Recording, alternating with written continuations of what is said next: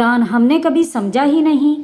یہی وہ قرآن ہے جس سے اللہ نے قوموں کو عروج دیا، وہ قرآن جو کل گواہی دے گا۔ کس نے اس کے احکامات کو مانا؟ اس نے جو حلال کیا اسے حلال سمجھا، اس نے جسے حرام کیا اسے حرام سمجھا۔ جو ٹائم ہم موبائل پر لگاتے ہیں ہمیں وہ قرآن پر لگانا چاہیے۔ جتنا ٹائم ہم لوگوں کے بیہودہ کانٹیکٹ کو سمجھنے میں، انہیں دیکھنے میں لگاتے ہیں، وہ ہمیں قرآن کی آیات کو دیکھنے اور انہیں سمجھنے میں لگانا چاہیے۔ قرآن جو احکام کہتا ہے اس پر عمل کرنا چاہیے۔ ہر بندے نے موبائل میں اپنی ایک الگ دنیا بنائی ہوئی ہے، چھوٹا سا سوشل سرکل بنایا ہوا ہے۔ موبائلوں کی دنیا آباد ہو گئی اور زندگی جہاں 5 سال پہلے تھی وہیں ہے۔ موبائل نے ہم سے زندگی کا مقصد ہی چھین لیا ہے۔ قرآن نے ہمیں زندگی کا مقصد سکھایا تھا۔ قرآن کو سمجھیں، اسے غور سے پڑھیں۔ جو لوگ یہ کہتے ہیں کہ ہم نے قرآن پڑھا نہیں، میں ان سے کہتی ہوں اگر آپ قرآن پڑھی نہیں تو قرآن کا ترجمہ پڑھ لیں۔ اگر آپ کو عربی نہیں آتی تو اردو پڑھ لیں، اور اگر آپ کو اردو بھی نہیں آتی تو یہ تو بہانہ اب رہا ہی نہیں، کیونکہ میڈیا عام ہو گیا ہے کہ ہم جی قرآن پڑھ نہیں سکے۔ میں آپ کو ایک دور جہالت کا ایک واقعہ سناتی ہوں کہ ایک شخص ان پڑھ تھا۔ وہ جب مزدوری کرنے جاتا تو واپس آتا اور اپنے کپڑوں کو جھاڑتا اور اس کے بعد اپنے سائیکل کو جھاڑتا اور اپنے کمرے میں چلا جاتا۔ کچھ عرصے بعد وہ شخص مر گیا۔ قبرستان میں اسے جب دفن کر دیا گیا تو کچھ عرصے بعد ایک شخص اس کی قبر سے گزرا تو اسے خوشبو آئی۔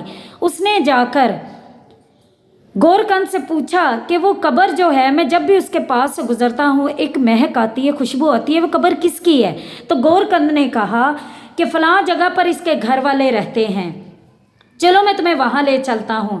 جب وہاں گئے تو اس شخص کی بیوہ عورت نے کہا کہ آپ کون ہیں؟ اس نے کہا کہ بی بی تمہارے شوہر کی قبر جہاں ہے میں جب بھی وہاں سے گزرتا ہوں ایک مہک، ایک خوشبو آتی ہے۔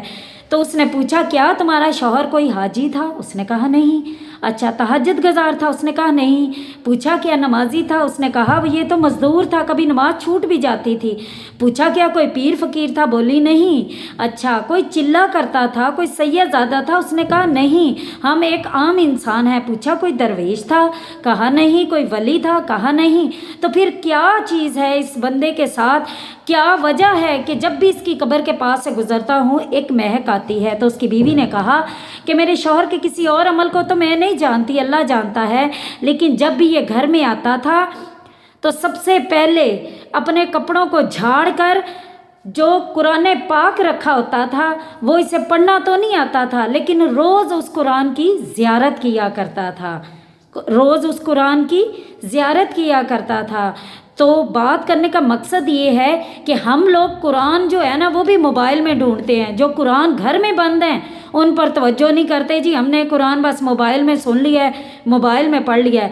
تو میری بہنوں اور میرے بھائیوں، جو اجر ہمیں قرآن پاک جو لکھا گھر میں پڑھا ہے نا وضو کر کے پڑھنے سے ملتا ہے، وہ موبائل پر پڑھنے سے نہیں ملتا۔ میں یہ تو نہیں کہوں گی کہ یہ ناجائز ہے، لیکن جو طریقہ میرے نبی نے بتایا ہے سنت کے مطابق کہ وضو کر کے قرآن پاک کو چھو تو تمہیں نیکیاں ملیں گی، اجر ملے گا، تو وہی طریقہ ہمیں اپنانا چاہیے۔